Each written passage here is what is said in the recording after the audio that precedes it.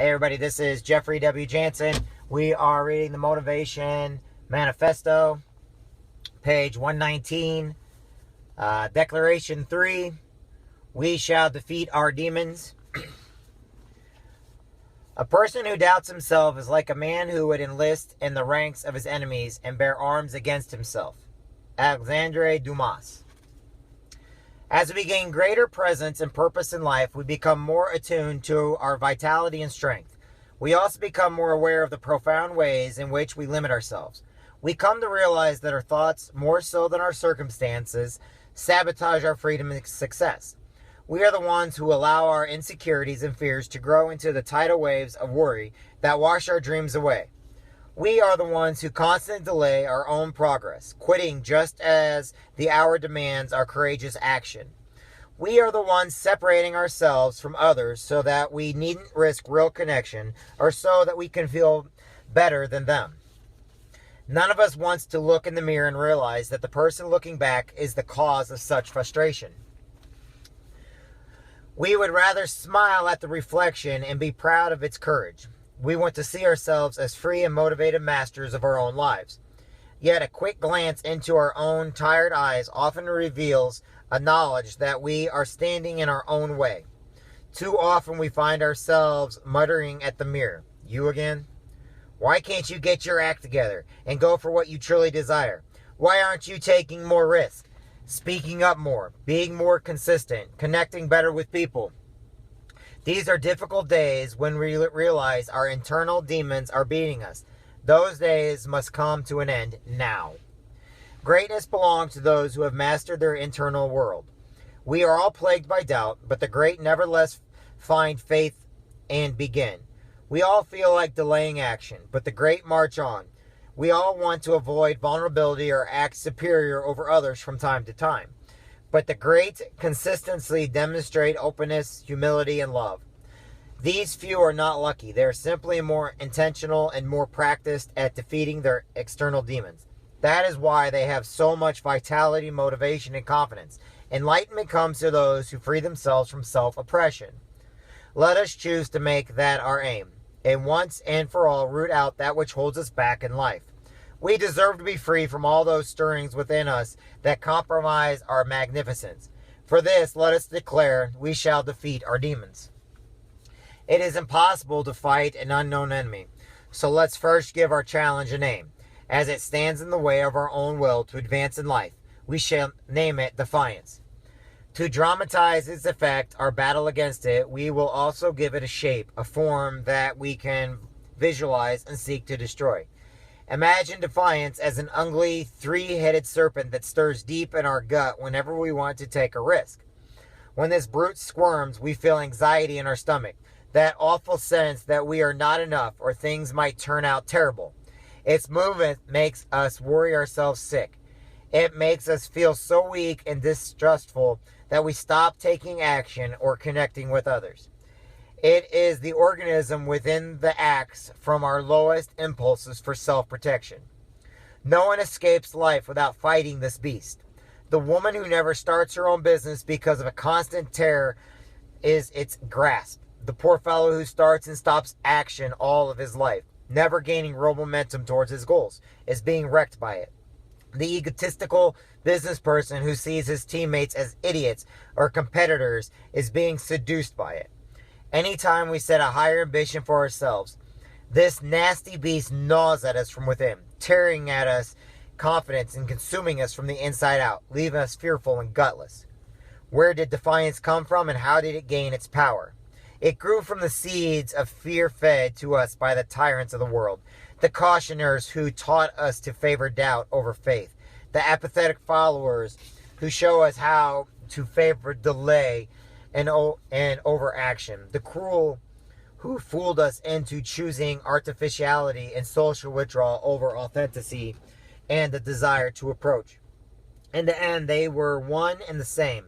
Fearmongers all, tyrants who sowed the seeds of dread deep within us at the early age. The negative thoughts they planted in our heads fed the beast within. And now it grows in power whenever we hear ourselves think, I'm not good enough. I better stop doing what I love because I'm scared. I'm not worthy of trust and respect, and neither are others. The bullies of the world may have given us these thoughts, but it was our own failures to discontinue them that birthed the internal struggles we face today. With our own weakness and intention, we have given defiance its power. As we become more aware, we learn to sense this beast as separate from our own nature. We can detect when it stirs within us, noticing a sudden wave of tension and stress in our body. We can hear its whines and roars rise from our gut into fear-sharpened thoughts. I am not sure. The timing may not be right. That thy won't understand me or let me win. We can realize that these feelings in our body and these sounds in our head are not our highest character, but those of an internal voice of defiance, whom we need not feed anymore. Defiance can roar all at once, but we can choose to ignore it as we might a pesky yapping dog. It can shift and pause pangs of worry or hatred, but we can calm ourselves by taking control of our own thoughts and actions. With practice, we can exercise total command and silence this internal demon once and for all. Should we succeed, we shall begin to reach our full personal power. Transform doubt with faith. Defiance is a fierce foe. In order to confront it, let us get to know this foul serpent by understanding the defining characters of each of its nasty heads. Let us imagine the first head of defiance to resemble that of a pale, sickly eel. We sense it as an unsure feeling in the pit of our stomach that rises until we hear an indecisive chain of thoughts in our head. It sounds in our mind is a high, familiar whine, like the voice of an old, tolerated friend who has our ear and uses it only to share her worries and insecurities. Although it may look and sound pathetic, we should not underestimate it. Its sole insidious function is to make us worry ourselves sick, so that we might avoid the very risk or effort that would destroy it. For these reasons, we shall name it doubt. Doubt wakes us up when we strive for anything new or better. It recognizes that in those moments when our ambitions rise, its very existence is in peril. For should we rise to accomplish our goal with confidence again and again, then it might be destroyed. The only thing doubt can do to survive is avert our strength by whining and singing its pessimism song. I'm not sure. I'm not sure. I'm not sure. Inevitability as plaintive tones unsteady most people. They can't handle the incessant worry of doubt and soon are trapped in reoccurring negative thoughts. I'm not so sure it is time to quit my job. Maybe it's not the right time to move somewhere I would love. She'll probably say no if I ask her on a date. I don't think it's a good idea to follow the passions or to strike out on my own. The precise moment when doubt begins to prevail in our lives are predictable. They happen when our doubt thoughts turn to real world words. The moment we begin asking, what if? And then follow the phrase with a negative statement. What if it doesn't work? What if I can't handle it? What if I'm not good enough? What if they don't like me? What if I lose? What if I can't turn back? What if they take advantage of me? These are the questions of a mind poised by doubt, not of our highest self. It is the allowance and repetition of doubtful questions that stall most people from living free and fulfilling lives. There can be no real progress if we constantly question our own course of capabilities. Yet the greatest damage from doubt isn't just what we fail to do, it is who we fail to become. We develop character only through efforts, struggle, and learn, none of which we ever choose to endure. When doubt has our ear, doubt produces only small men and small women, and scared of their own shadows, a world of timid worries who never leap or serve. So what are we to do? How does one slay doubt? The great sages have taught us that when doubt has a hold on us, only faith can tear us from its grasp. Faith is a deep conviction, a global trust and confidence in our beliefs about what is true. The conviction comes from choice. We choose to believe something and hold on to that belief tightly, even in the face of its so many unknowns. We have faith when we can endure sadness or suffering, or lose and keep our wits about us, knowing that eventually these things shall pass and good things will return. We have faith when we believe in our capabilities to succeed. This belief needn't be overestimated of our current skill or strength. Instead, the most powerful faith in the world is the humble variety that says, I believe in my ability to learn and figure things out. With enough focus, time, effort, and dedication, I believe I can learn to do what must be done and become who I must become to achieve my dreams. If we carry on with this kind of faith to learn and live in our own potential, then doubt lies sweating on its deathbed. So tonight, in the stillness and magic of the last hours, let us grab our journals and write all the reasons we have to believe in ourselves and this world once more. What have we already done in life that we didn't know we could? What reasons can we find to believe that tomorrow we will be better and the world will open up to us? Why will we continue to believe in ourselves and our dreams even amid difficult days? Yes, let us write these things. Let us force ourselves to do this seemingly simple activity now. For in the writing of our beliefs, faith itself is strengthened. Then the next time doubt rears its ugly head, remember what was written. Remember what we believe. Replace its negative whining with more positive, empowering thoughts. This is the way of those who have mastered their mind. As we choose faith again and again throughout our lives, we develop a mental toughness for beating away doubt. It's as if now for each of it, it is as if with each firing conviction we forget an increasingly powerful steeled weapon capable of piercing all negative thought. When we practice such power, it becomes something we can firmly grasp and wield in times of need and anxiety. Soon, faith is our favored weapon, and we become invincible against the darkness. We become the warriors of light who have an unshakable sense of self and serenity, who rarely question themselves or fate, who draw luck and abundance in all they do because they believe the universe favors those with a commitment heart and all things are unfolding exactly as it should. Transform delay with action. There is so much at stake for faith to win our lives. For if we don't take the crippling thoughts hatched by doubt, we awaken an even greater evil. The second serpent head of defiance.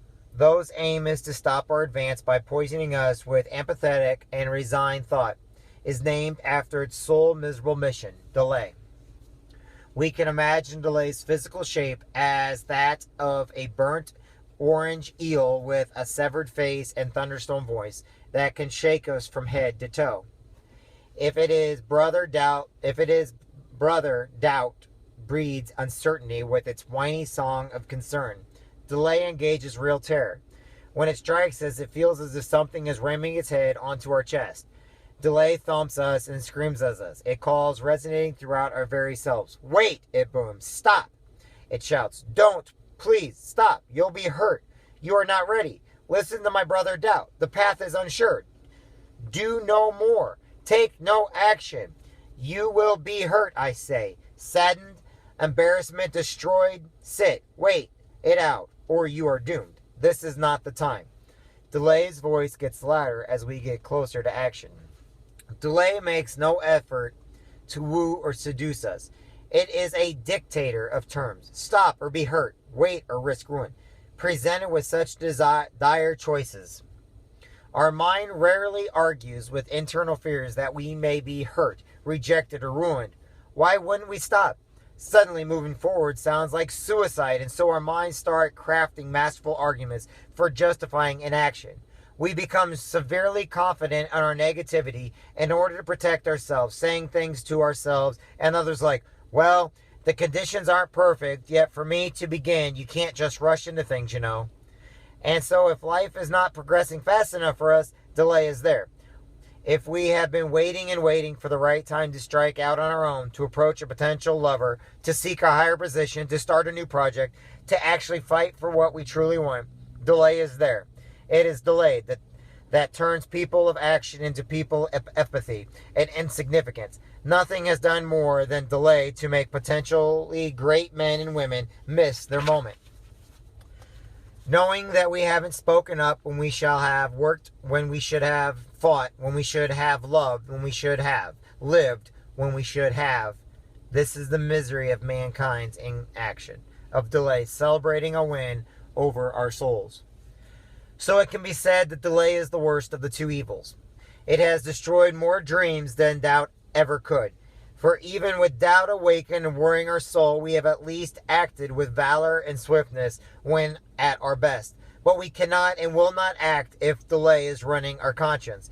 But there is hope. There always is. Like doubt has its antidote, so does delay. The poisons of fear, apathy, and indolence spread by delay can be wiped out with the antidote of decisive action.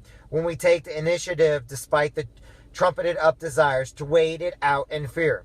When we pick up the phone to make that important call, walk over to the table to talk to that cute stranger, enroll in that new course, take that risk. These things set off an internal tidal wave of power that subjugates our meeker impulses.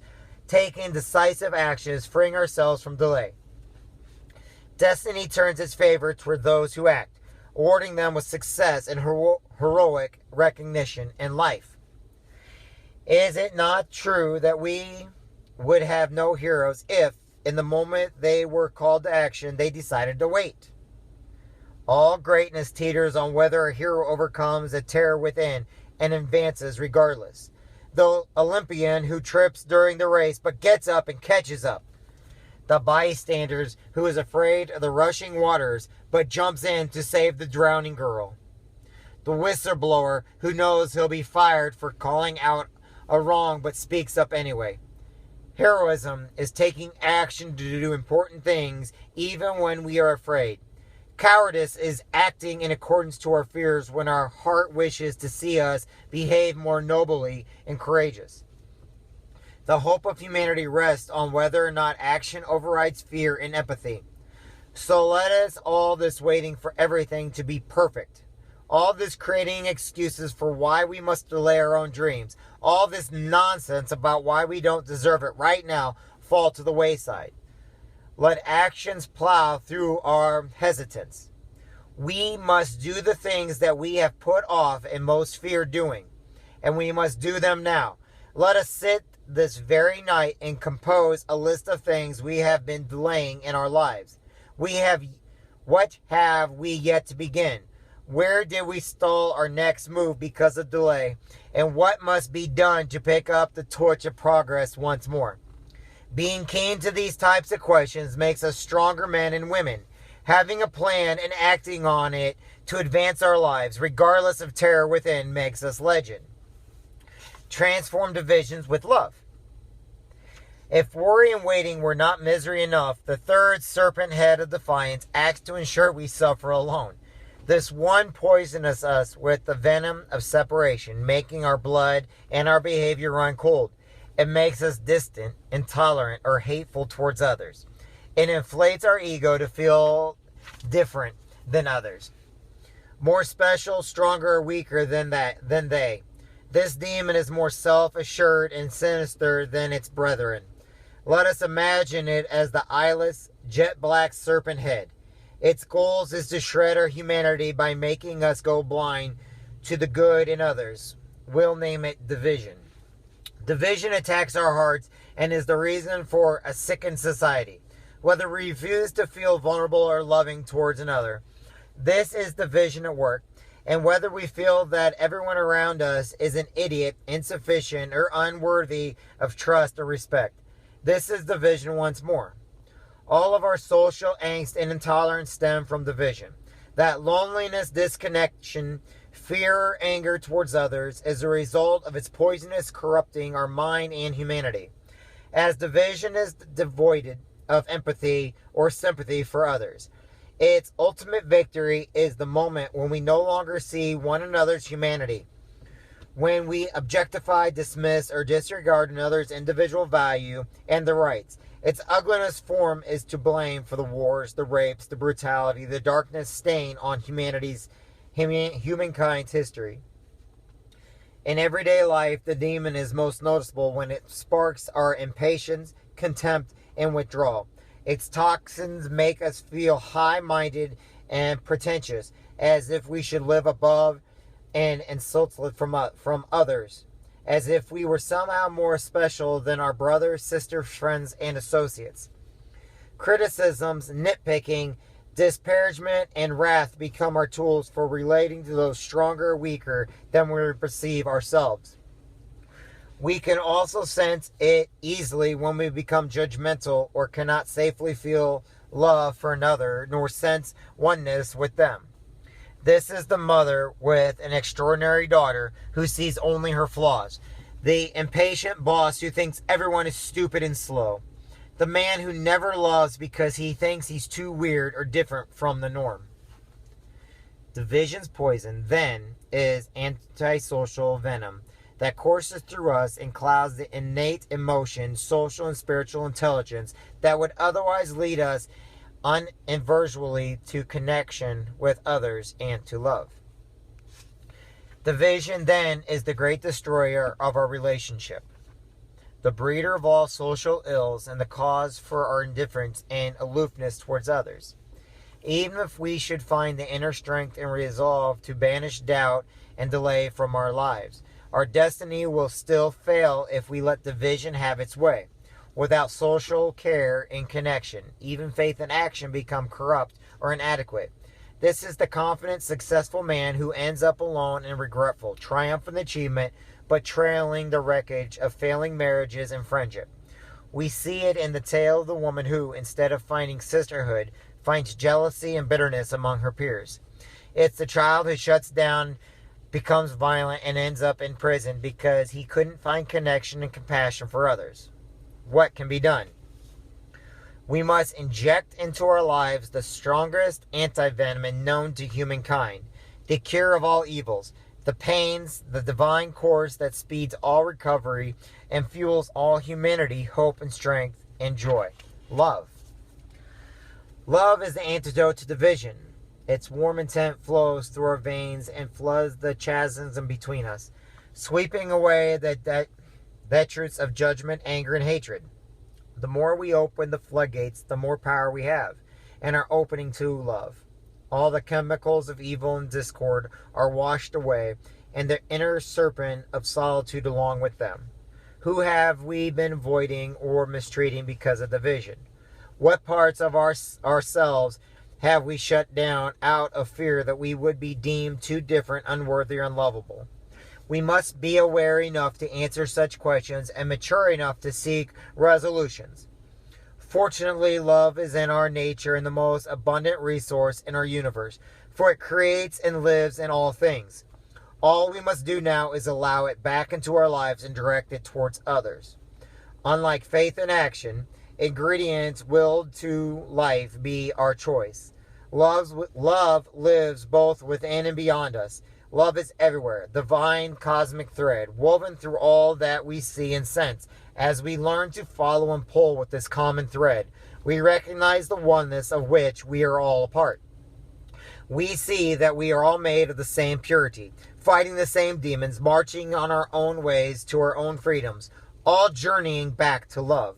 Love completes our healing, for we can have all the faith and action in the world, but without love there is no strength. It is love that gives faith its raw and divine powers. Love that causes us to be courageous, to take actions that we would never take for ourselves. We love springs unfiltered from our hearts, then the last impulse of defiance is vanquished. Love is always the final and most complete cure to our inner demons. The sword of courage. We now know defiance and its three serpent heads. Doubt questions our worth and course of action. Delay breeds indolence. Division closes the mind and heart. In one creature we find that cause of most human misery, for it's the lack of certainty, activity, and humanity that derails our destiny. It would be naive to believe that we can ever vanquish defiance once and for all. Even if we defeat it in the moments that matter most in our lives, and this we must do, it will still return. Defiance is a noxious weed planted in us by society and constant diseases, often germinating from our own insecurity and neglect. It goes fast and keeps returning, sending out its brumbles and runners throughout our lives. The only sure method of eradication is our constant persistence in pulling it out by its roots. This is an effort we must commit to, and then recommit to daily. Happily, we now know we are able to beat defiance back with faith, action, and love. Just as we have given defiance form, we can do the same for our weapon against it. Let us imagine our one needed weapon against our internal terrors as the sword of courage. It is the swords of unbending steel forged from that remarkable trumage, a strong hilt formed of faith and an indestructible blade of action on an edge and love the other. Let us remember this image of courage the next time defiance resists our progress and uses it to empower the enemy. The moment when we are able to wield our courage are the moments that we become the most defining in our lives. All great people of history, all those heroes and leaders and innovators who lit humanity's way out of darkness and ignorance, forged within themselves the courage to overcome their internal conflicts when it mattered most. In many ways, they are just like us. They worry, they procrastinate, they sometimes had lower opinions of their fellow human beings. But what made them celebrate, what pushed society forward, what gave birth to their legend was their sheer will to overcome such impulses and to faithfully, actively, and lovingly fight for a better life for themselves and others. Let us learn from them. Let us master ourselves, and let us now add our own chapter of courage to the book of humanity. I'm ending on page 134. Tomorrow we'll relay Declaration 4. We shall advise with abandonment, and tomorrow we'll start on page 135. Okay? Thanks, everybody. Appreciate y'all. And I will talk to everybody soon. That was the book, The Motivated Manifesto. And I'll talk to everybody soon. Love you guys.